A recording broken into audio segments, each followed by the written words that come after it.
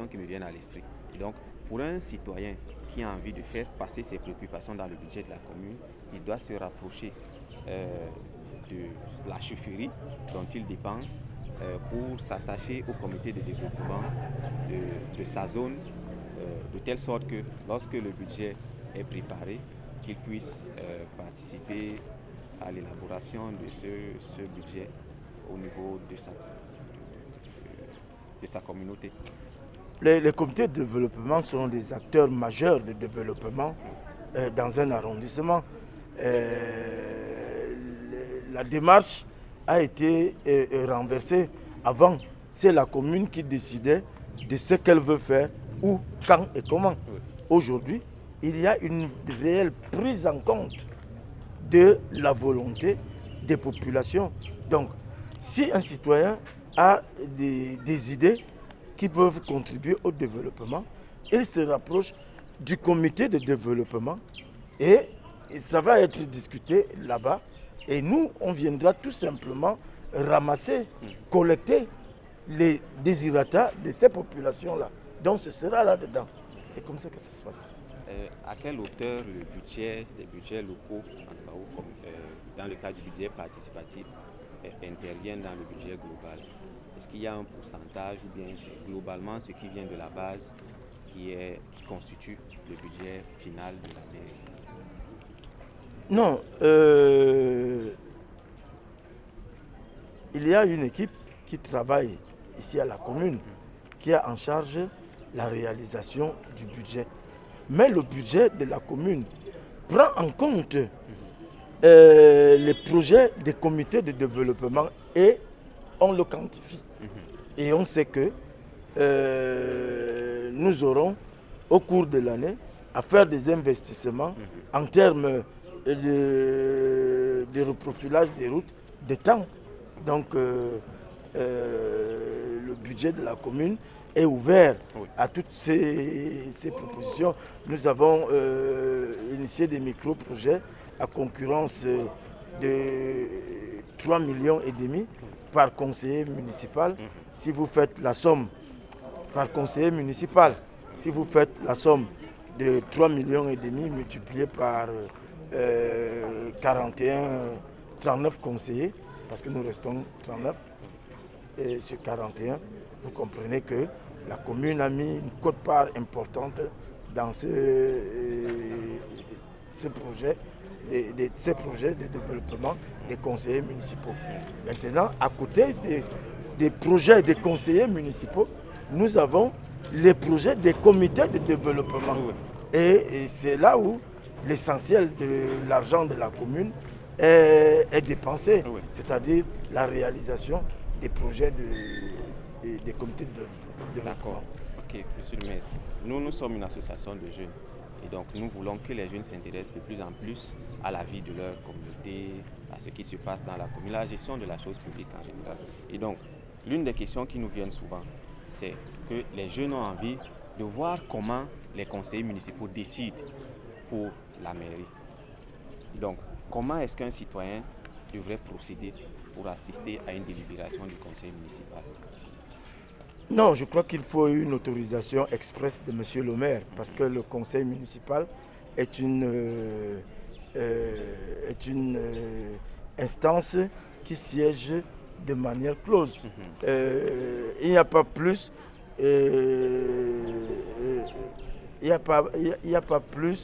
d'ouverture parce qu'un citoyen est venu assister au conseil municipal. Ces conseillers municipaux représentent des communautés des jeunes et des communautés villageoises et des communautés, toutes les couches de la population. Donc, et les délibérations du conseil municipal sont rendues publiques. Donc, si un citoyen s'intéresse aux activités de la commune, il peut venir à la commune, il demande à consulter les délibérations du conseil municipal.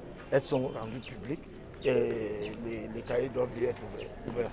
Donc il s'agit de même, il en est de même pour le budget de la commune aussi.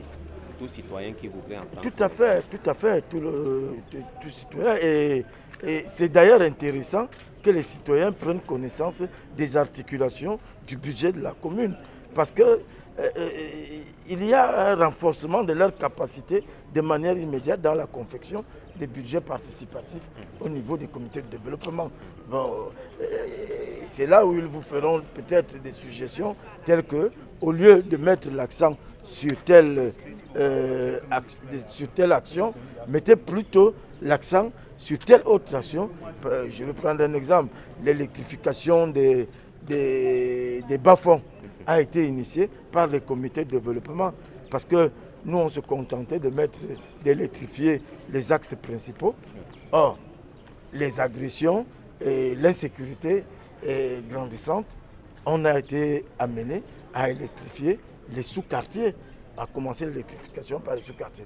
Au jour d'aujourd'hui, la commune d'arrondissement de Yaoundé 6 est totalement couverte en termes d'électrification.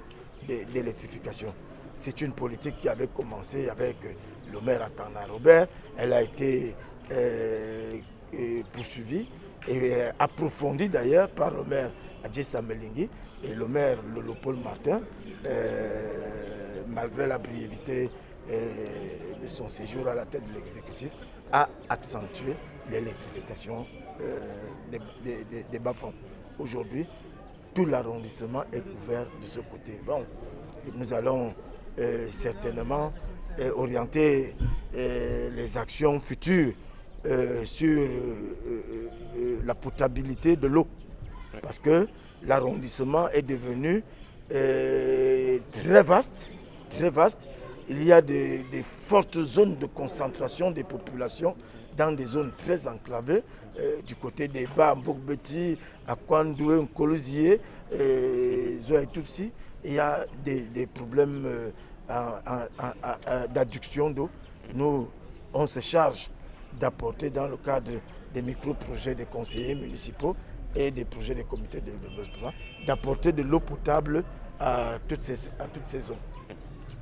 Monsieur le maire, à côté de la possibilité pour les citoyens de demander l'autorisation express d'assister à une délibération du conseil ou de se rapprocher de son conseiller municipal ou encore de demander le budget, quels sont les autres mécanismes, s'il en existe, à travers lesquels la commune assure la transparence de sa gestion? Non, vous savez, une des premières missions du conseil municipal, c'est le contrôle de l'action de l'exécutif communal. Donc, le contrôle est déjà assumé de manière interposée par les conseillers municipaux.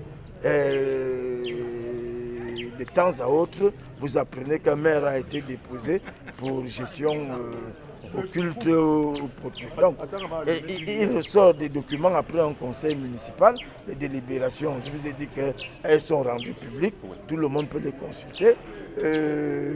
L'exécution du budget, le conseil municipal se charge d'en assurer le contrôle et d'en faire une évaluation.